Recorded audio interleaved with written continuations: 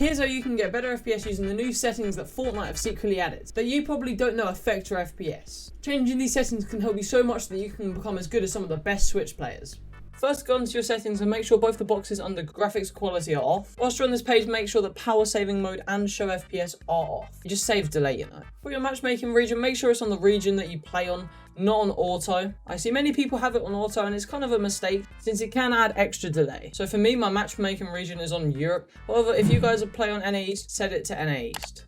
Have a hard scale between 60 and 80, as you guys can see I have it on 80, but have anything in between 60 and 80 so you can still see your guns but there's less delay. Make sure when you're in controller options that your build immediately or builder pro is on. Obviously have your visual sound effects on, and in the subtitle section make sure all of these are at the lowest possible. So guys, there's one final setting that you can put in on your Switch, and all it is pressing Y on your Switch controller and putting in code Codium. It doesn't take that long and it really supports out the channel and the Nintendo Switch community in general.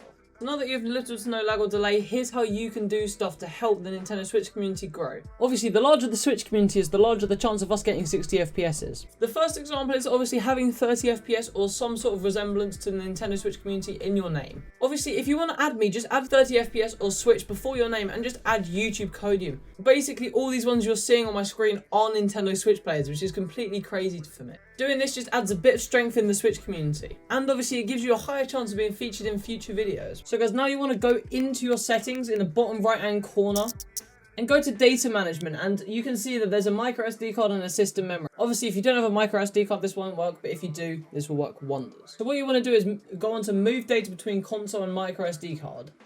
And as you can see, I want to be moving my data to the micro SD card.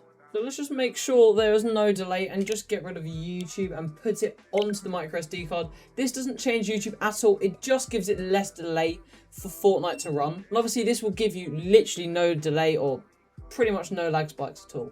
Another tip, if you don't want your Switch to ever turn off whilst you're playing, make sure to go onto auto sleep and make sure both of these are on never. I used to have these settings on 1 minute and my TV used to turn off every minute. I just don't want you guys to have the same problem as me.